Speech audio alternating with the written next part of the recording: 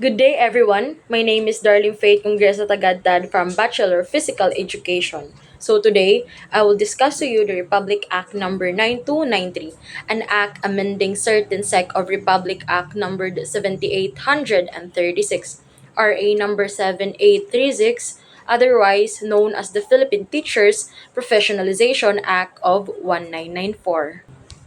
So now, let us proceed to introduction of RA number 9293.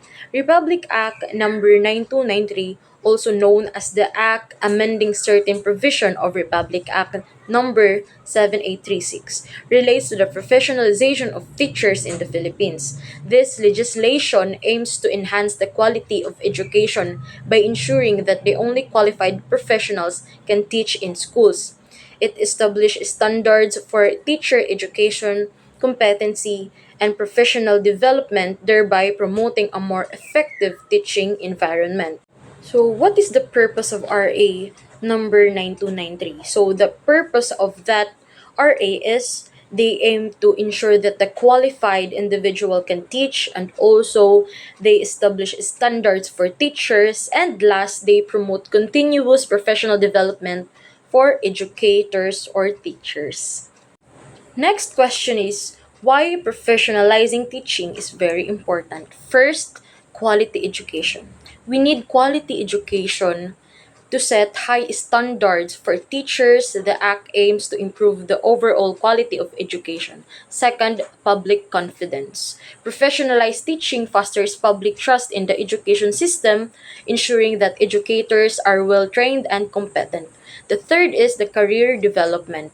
It encourages the teachers to engage in lifelong learning and professional growth, leading to better teaching practices. The last is accountability. With clear standards and expectation, teachers are held accountable for their performances.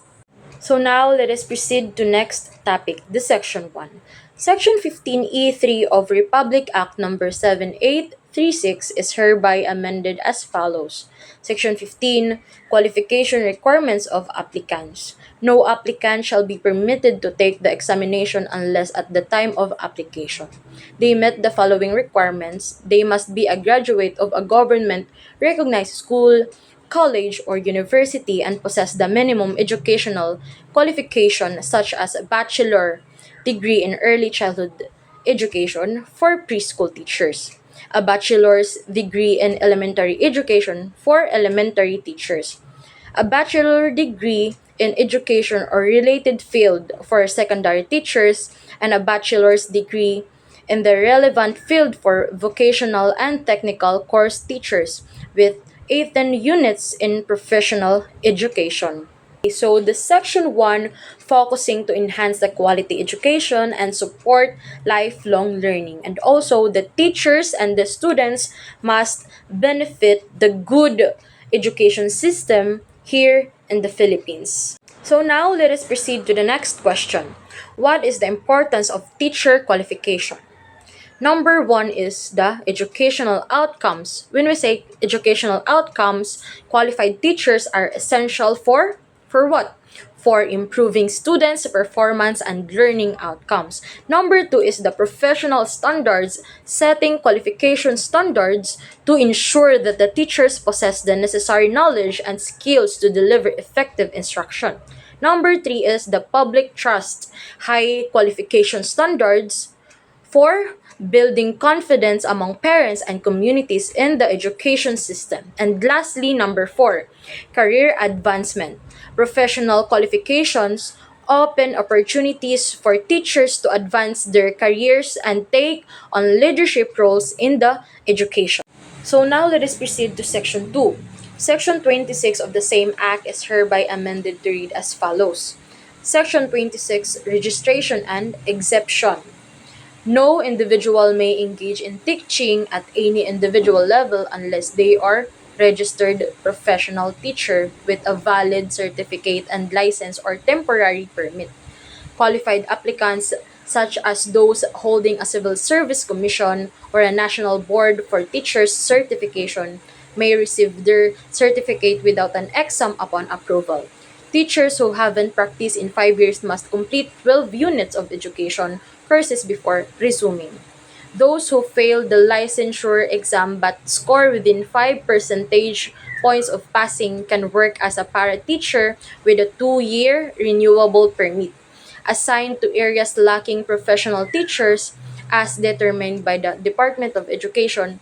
Special permits may also be granted to recognize experts in their fields. So now let us proceed to key definition. First is professional teacher. A professional teacher is defined as individual who has met the required qualification including education, training, and licensure to teach in educational institution. This designation signifies that the teacher adheres to professional standards and is committed to the continuous improvement of their teaching practices. Number two, licensure examination. The licensure examination is a standardized test administered by the Professional Regulation Commission, or what we call PRC, to assess the competency and qualification of aspiring teachers. Passing this examination is a prerequisite for obtaining a teaching license, which is necessary to practice as a professional teachers in the Philippines. Lastly, continuing professional education, or what we call CPE, refers to ongoing training and educational opportunities that teachers undertake after their initial licensure. CPE is essential for teachers to stay updated on the latest educational practices, methodologies, and developments in their field. Next slide is the importance of these provisions. First, this ensures quality. By requiring registration and proper qualifications, the Act aims to maintain high teaching standards. Second is the inclusivity for experts. Allowing recognized experts to teach broadens educational opportunities and brings real-world experience into the classroom. Third is facilitates access. The provision of para teachers helps address teacher shortage in underserved areas, ensuring that the students will receive education. Lastly, supports professional development. Continuing education requirements encourage teachers to stay updated, enhancing their effectiveness in the classroom. So let us proceed to my last topic, the Section 3.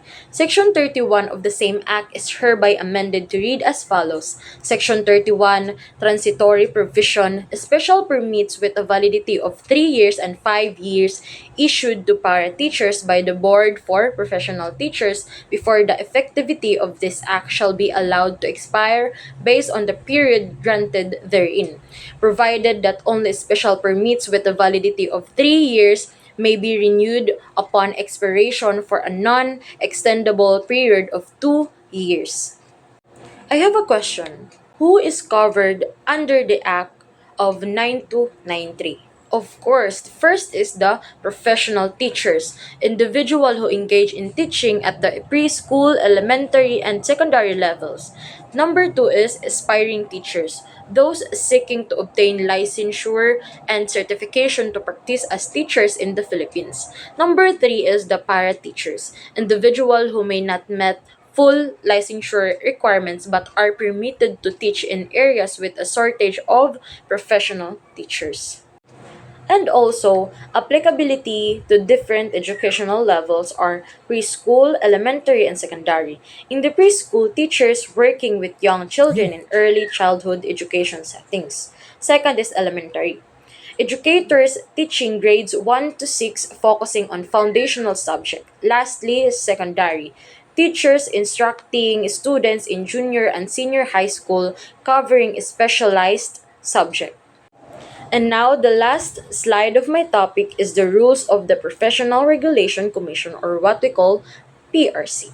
The PRC is essential in implementing RA 9293 through administering licensure exams for aspiring teachers, overseeing registration, issuing license to qualified candidates, setting standards for continuing education, and monitoring compliance with professional standards in teaching, addressing any arising issues effectively. And that's it for my report. Thank you for listening, and again, I'm Darlene Faith Congreso Tagadtad from Bachelor of Physical Education.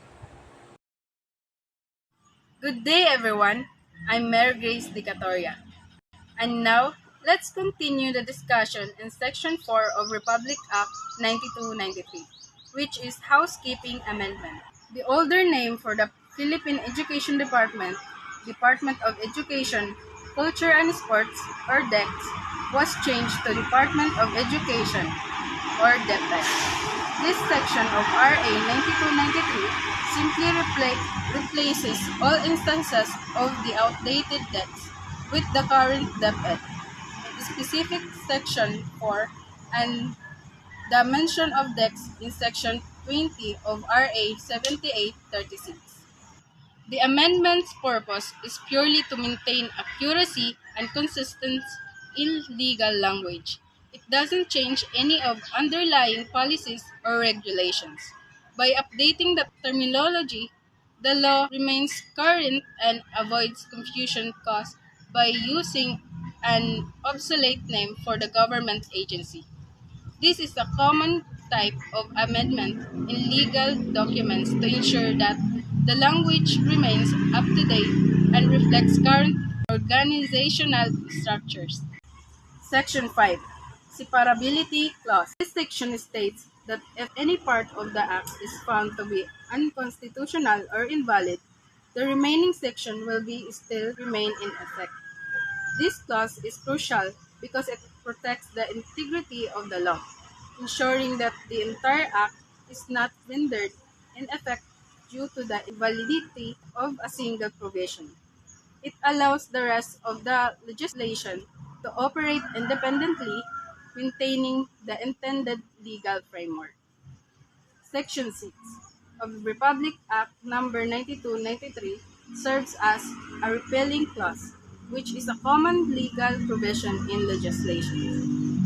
This section explicitly revokes any existing laws, decrees, circulars, administrative orders, rules, and regulations that are inconsistent with the new provisions established by RA 9293. The primary purpose of the repealing clause is to eliminate any conflicting legal frameworks that could create confusion or ambiguity regarding the application of the new law.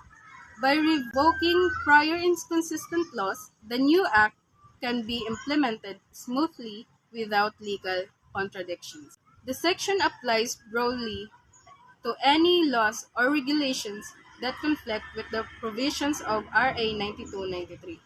This includes previous laws related to the professionalizations of teachers, education policies, and any degrees that may have been in effect prior to the enactment of RA 9293.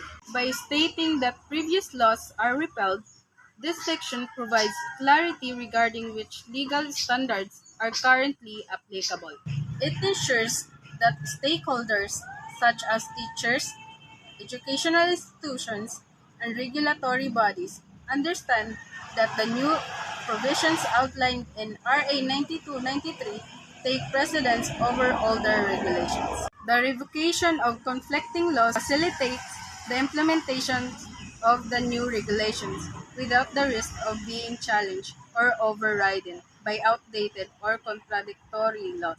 This is crucial for maintaining a coherent legal framework within the education sector.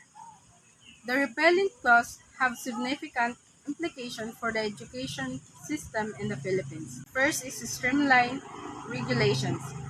It helps streamline the regulatory environment for teachers and educational institutions, making it easier to navigate the legal landscape. Update standards. Stakeholders can rely on the updated standards and requirements set forth in RA 9293, knowing that older, potentially less relevant laws are no longer in effect. Legal security provides legal security to the new provisions, ensuring that they cannot be undermined by previous legislations that may not align with current educational goals and standards. In summary, Section 6 of RA 9293 plays a critical role in ensuring that the new Act is the prevailing legal authority regarding the professionalization of teachers in the Philippines. thereby promoting clarity and consistency in the implementation of educational policies. So now, let's proceed to Section 7, the Effectivity Clause of Republic Act number 9293. Is a standard legal provision that dictates when the law comes into force. In this case, the act becomes legally binding upon its approval. This means that once the President of the Philippines signs the bill into law, all its provisions immediately become enforceable. There is no waiting period, such as a publication period in the official gazette, as is sometimes the case with other legislations. From the moment of approval, all individuals and entities subject to the law are bound by its provisions. Any actions taken contrary to the law after its approval are legally actionable. The date of approval is thus the crucial marker for the commencement of the Act's legal effect.